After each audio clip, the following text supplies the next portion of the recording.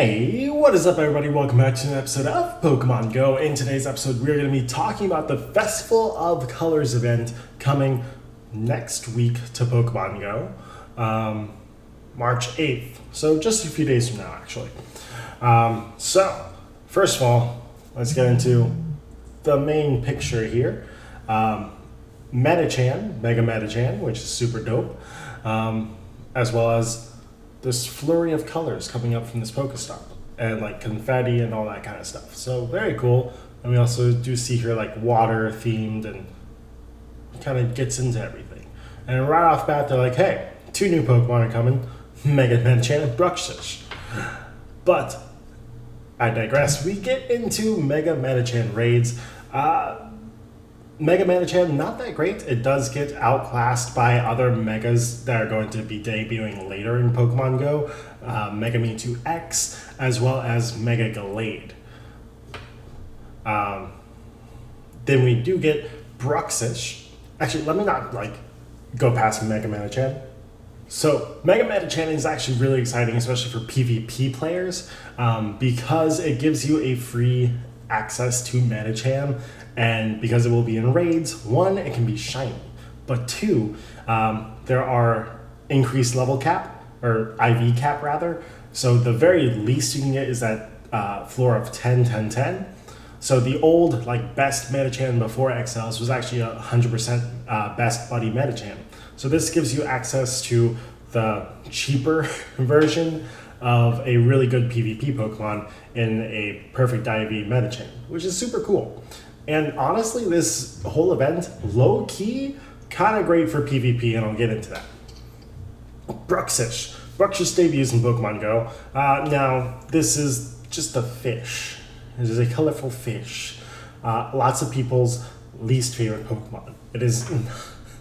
So, over on the Pokemon Go Hub's database, it kind of shows the official artwork for literally every Pokemon, as well as if they've been added to the data mining or the code in Pokemon Go. It shows their max EP at level 50, as well as their attack, defense, and stamina at that level, as well as their movesets, weaknesses, resistances, etc.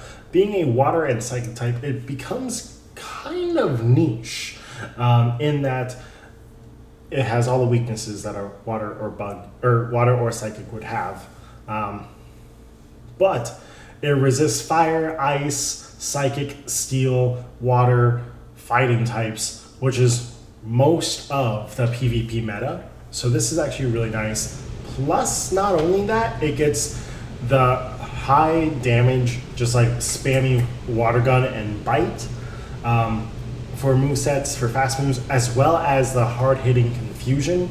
Water gun and confusion will both give it same type attack bonus, which makes it really interesting. Just on the fast moves, it already has a W, right? Now we look at its charge moves. It gets Aqua Tail, Psychic Fangs, and Crunch. None of these are good for in raids. You're not gonna bring in a level 50 Bruxish into a raid.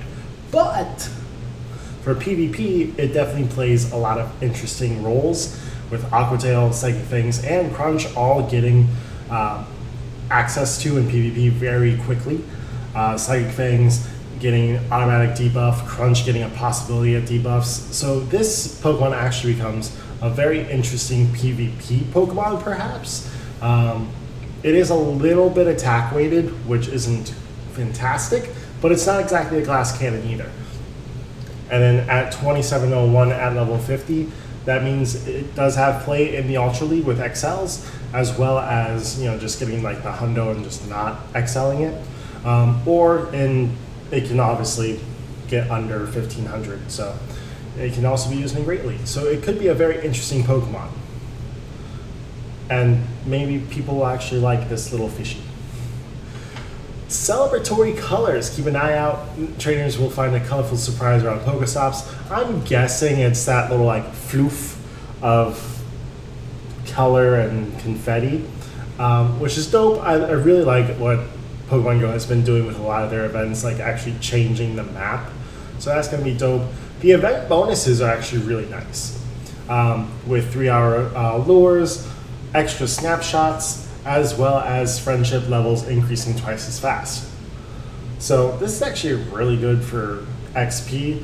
In my XP video, I do state where, the best ways to get XP. One of those is friendship. So friendship levels increasing twice as fast.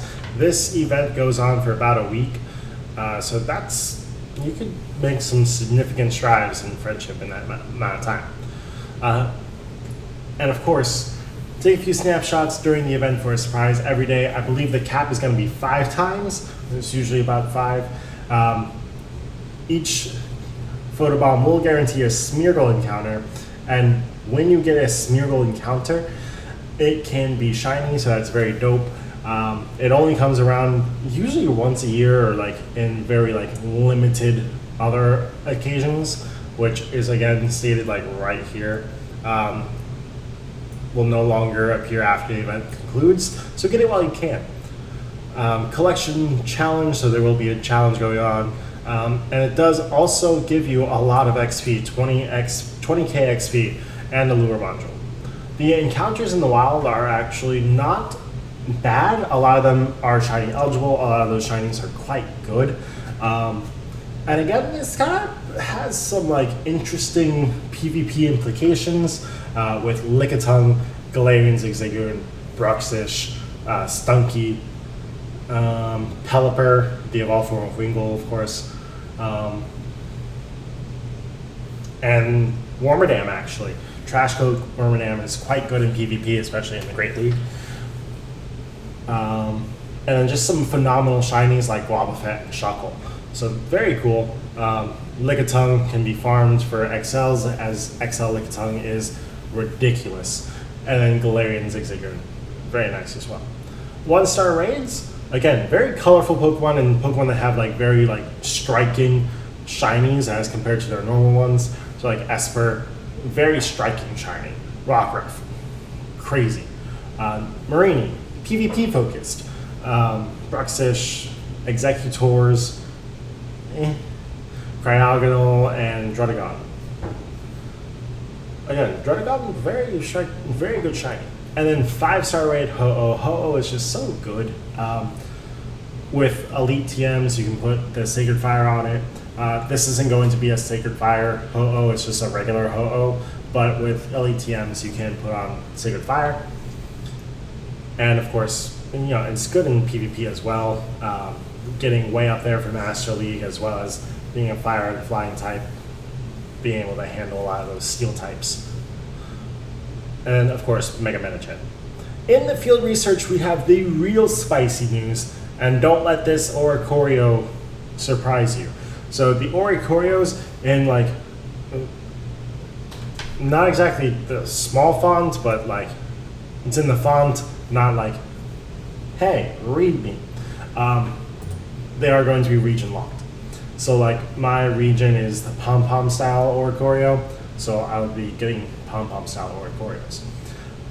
But we get Cast Form, Sunny Cast Form, Rainy Cast Form, and Snowy Cast Form, and all of them can be shiny now, which is super, super cool, and I will definitely be hunting for some Cast Form love. Cast Form, again, one of my favorite Pokemon. I'm still happy that we got the Rainy Form Cast Form during the Hoenn Tour. So getting Sunny Form and Snowy Form would be super cool.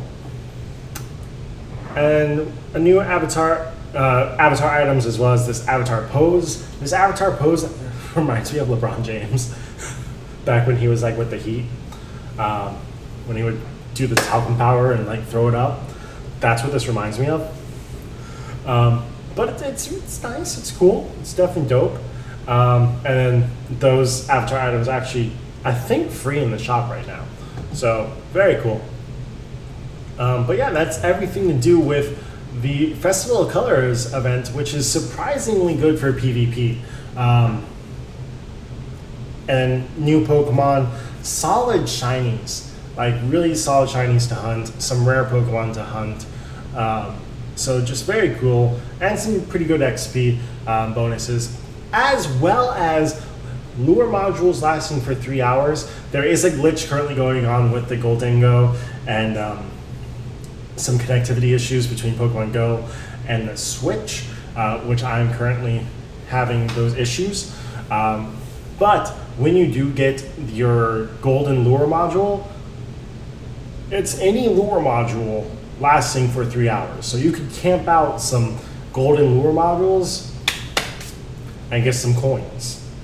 So anyways, that is going to be it for today's episode. If you did like it, go ahead and smash that thumbs up button. If you're enjoying the series, please subscribe. And as always, God bless, and see you for another episode of Pokemon Go.